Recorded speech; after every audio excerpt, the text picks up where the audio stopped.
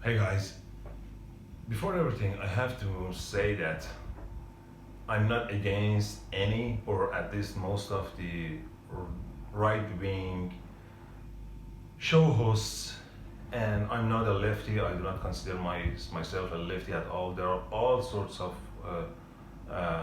problems within the left leaning media in America, and most of their media outlets are just full of lies and laundered lies and hiding the truth. So, just to things be cleared up. And then I want to talk about Matt Walsh and his show. First, I need to mention that I really like Matt Walsh. I think he's a very decent guy.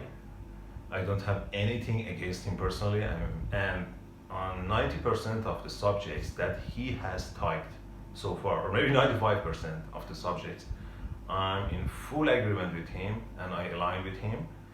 There are just a couple of things that I would like to allude to here.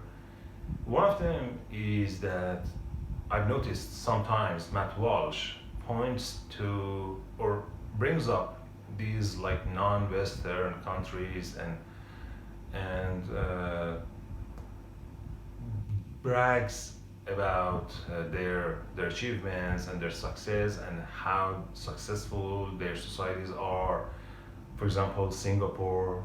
A while ago, he was talking about Singapore, and then he said that the reason behind all of their success and achievements is a very strict judicial system which punishes the criminals very severely and very harshly. Uh,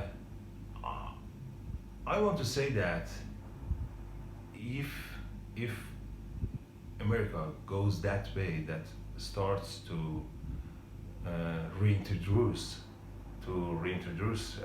these kind of very hard punishments for criminals and like beating them and yeah, or all sorts of the crazy stuff that are done to punish the criminals in some of the non-Western countries, then this can drive um the American society to to just turn into a third world country. The thing that makes America unique and some of the other Western countries is that they have distanced themselves from these sorts of uh, old school punishments, and or he was talking about the way that they treat the drug dealers in Singapore and how they beat the people in the prison. These are not things that are expected from a leading first world country like America. And all these sorts of thoughts can drive America to that point that they just are no different than some of these freaking third world countries that everybody escapes from. I can understand that Singapore, uh, as an isolated case, is kind of beautiful, well managed, well governed country, but it's a very, very small country. Actually, it's only one city, and you can consider so many other countries in the world, so many, more than 100 countries, with severe punishments for the criminals. But has it led to having a beautiful and livable and tolerable and tolerant society? No, absolutely failure. They have been absolutely failure and failed experiences.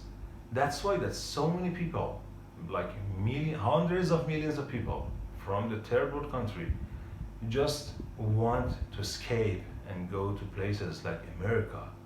And many of them bring their success and their hard work to America, and many of them don't do that. Okay, that's another topic. But having like crazy punishment system doesn't make a country a good place, and even it doesn't necessarily result in success in terms of wiping the crimes off the streets of that country.